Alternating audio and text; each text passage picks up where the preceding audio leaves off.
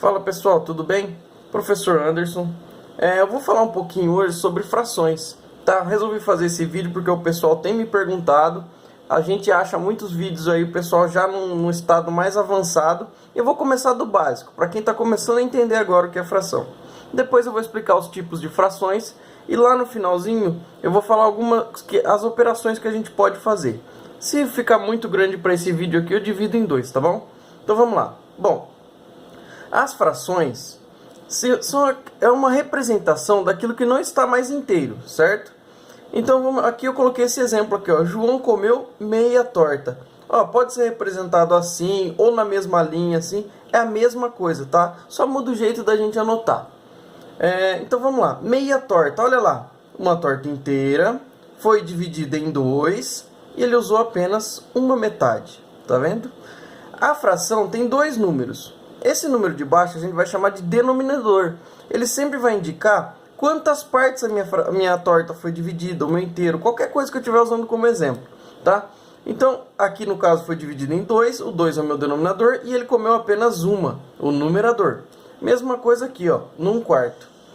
As frações, além de indicar essa separação das coisas, existem frações diferentes uma das outras, tá? Eu vou explicar aqui rapidinho. Espero não me atropelar muito, tá bom? Então vamos lá.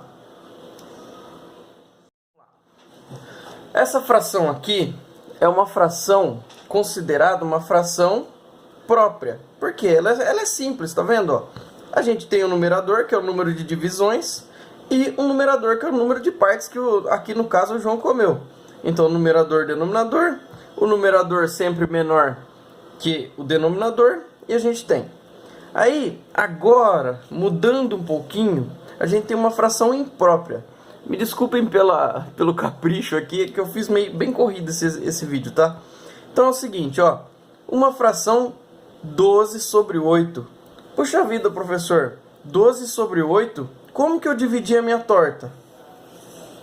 Em 8 pedaços, o número de baixo indica a divisão. Dividi em 8 pedaços aqui e peguei 12. Como assim? Bom, vou explicar. Peguei os 8 pedaços.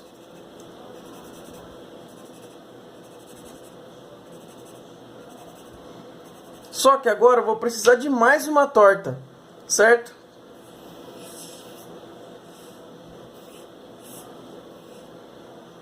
Como eu já peguei 8 para 12, faltam apenas 4. Então 1, 2, 3, 4. Beleza então, pessoal. Essa vai ser a minha fração 12 oitavos. Eu preciso de mais um inteiro para continuar a minha divisão, para continuar a assimilar a minha fração. Só que tem um porém aqui, ó. Olha o que eu tenho aqui, ó. Um inteiro mais aqui são dividido em 8, meu denominador vai ser 8 e eu usei 4. 1 inteiro mais 4 oitavos. Aí a gente vai entrar numa fração mista, que é essa aqui. A fração mista é toda fração imprópria a gente pode transformar numa fração mista ou não, tá? Depende. Tem casos que tem necessidade, outros não. Depende do que o exercício pedir. A fração mista ela é composta por um número inteiro e mais uma fração. É igualzinha essa aqui, ó, não muda em nada. Ela vai ser idêntica a uma fração imprópria, só que a representação dela, ó, é diferente. A fração imprópria é representada com o denominador menor que o numerador, e a fração mista a gente consegue aqui colocar um número inteiro e mais uma fração. Vamos para outro tipo de fração. Fração aparente. Poxa, professor, fração aparente? Eu vou até usar um outro exemplo que eu tenho aqui. Olha lá, tinha um inteiro, dividi em duas partes e usei duas.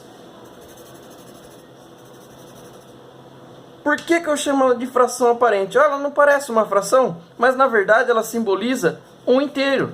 Por isso ela é chamada de fração aparente. Mesmo caso aqui, ó, 4 sobre 4.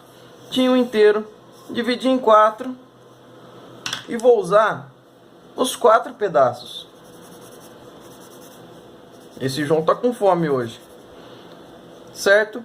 Por isso é uma fração aparente. Também vai significar 1. Ah, uma coisa importante, ó, fiz isso aqui, tá errado, tá? Sempre, ó, faz flechinha, não faz esse sinal não, porque é menos. Indica que eu tô fazendo uma subtração, e não é o nosso caso aqui, tá? Então, beleza. Fração aparente, maravilha. Vamos para a próxima, última. Frações equivalentes. Essas aqui são as frações que são escritas diferente, ó, tá escrito uma diferente da outra, mas elas simbolizam a mesma coisa. Por exemplo, 1/2 era um inteiro, foi dividido em 2 pedaços e eu usei apenas um. Bom, 2/4 era um inteiro, foi dividido em 4 pedaços e eu usei apenas 2. 4/8 era um inteiro, foi dividido em 8 pedaços. Lembrando, pessoal, o desenho aqui é só uma representação, tá? Não precisa ser certinho. E eu usei 4. Olha lá, são frações equivalentes. Elas têm números diferentes, são representadas diferentes, mas é a mesma quantidade, ó, sempre metade, ó, todas são metade. Ah, professor, pode acontecer com outro tipo de fração? Pode. Vou dar um exemplo aqui, ó. 1/3. Eu tenho um inteiro, dividi em 3 partes e peguei uma. E aí eu vou ter 2/6. Tinha um inteiro, dividi em 6 partes e peguei 2.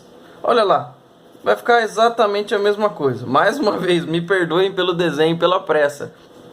Bom, pessoal, vamos lá. Então é o seguinte, ó. Para eu ver também se elas são equivalentes, não preciso todas as vezes desenhar o gráfico. Se eu tiver uma fração, por exemplo, 70/100, eu vou desenhar uma bolinha dividida em 100 partes e pintar 70, vai me demorar muito. Então, ó, posso só observar aqui se uma tem múltiplos comuns, ó. Então, ó, vamos imaginar aqui, ó. Se eu quiser transformar o 1 em 2, eu usei aqui multiplicando por 2, tá? 1 vezes 2, 2. Se eu multipliquei aqui por 2, aqui eu vou multiplicar também, ó. 3 vezes 2, 6. Bateu? Então são equivalentes. Vou fazer essa aqui, ó. Se eu quiser fazer o 1 virar 4, eu tenho que fazer ele vezes 4. Então, vamos lá. 1 vezes 4, 4. Bateu. 2 vezes 4, 8. Bateu também. São equivalentes.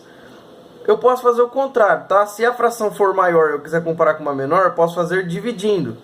Vamos lá. Eu vou dividir 4 por 2.